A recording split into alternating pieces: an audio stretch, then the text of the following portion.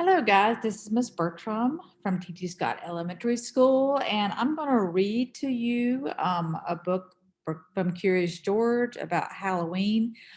When you're done watching the video and looking at the book, you can take the AR test on it. All right. So let's get to the book. All right. Let me make it big. There we go. All right. Curious George's Haunted Halloween.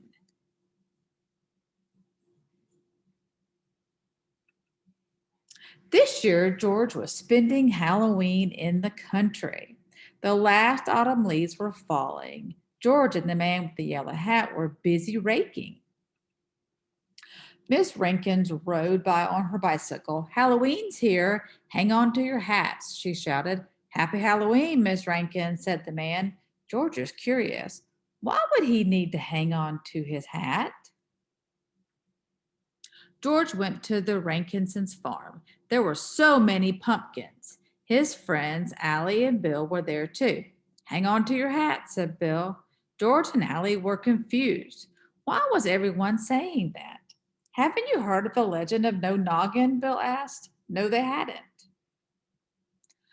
Then Bill told them the spooky story. A long time ago, there was a scarecrow perched by old lonesome tree. It had a big pumpkin for a head and a hat on top. But that one Halloween, the pumpkin went missing. From then on, everybody called the scarecrow No Noggin because it had no head. No Noggin was angry. What good was a hat without a head? That was why every Halloween night, No Noggin shows up and kicks people's hats off. George was spooked. A headless scarecrow ghost? Don't worry, said Bill. Just make sure you hang on to your hat on Halloween. George went home with his pumpkin. He wanted to see his friends and find out more about No Noggin. It's just a legend, George, said the man. A tall tale, a ghost story. It's not real. But George wasn't so sure. George and his friends decided to carve a jack-o'-lantern. George tried to get his mind off ghosts, but he needed to know if No Noggin was real. The next night was Halloween. George and Allie were hiding near Old Lonesome Tree. They were going to catch No Noggin on camera. Suddenly they saw a shadow. Could it be No Noggin? George took a photo. But it was only Bill in his wizard costume. Then George and Allie had an idea. Bill could help catch No Noggin with his wizard hat. Bill stood near Old Lonesome Tree.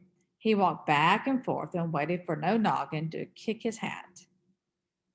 Suddenly, Bill's hat flew off his head. George and Allie chased the moving hat into a cave. Inside the cave, they found Bill's hat and Jumpy Squirrel and lots of other hats, all filled with acorns. There was no headless scarecrow. It had been Jumpy all along. Jumpy and his squirrel friends had taken the hats to collect acorns. George and his friends had solved the mystery, and they even had proof to show everyone the truth behind the legend of No Noggin. Well, maybe after Halloween. Now it was time for George to put on his costume and join his friends for trick or treating. And then it tells you how you can make your own pumpkin head if you want to, but you don't have to. And that's the end. All right. So now that I have finished reading it, don't forget, go and take your AR test and make 100. And if you need to look back, go ahead and watch it again. All right. Thank you.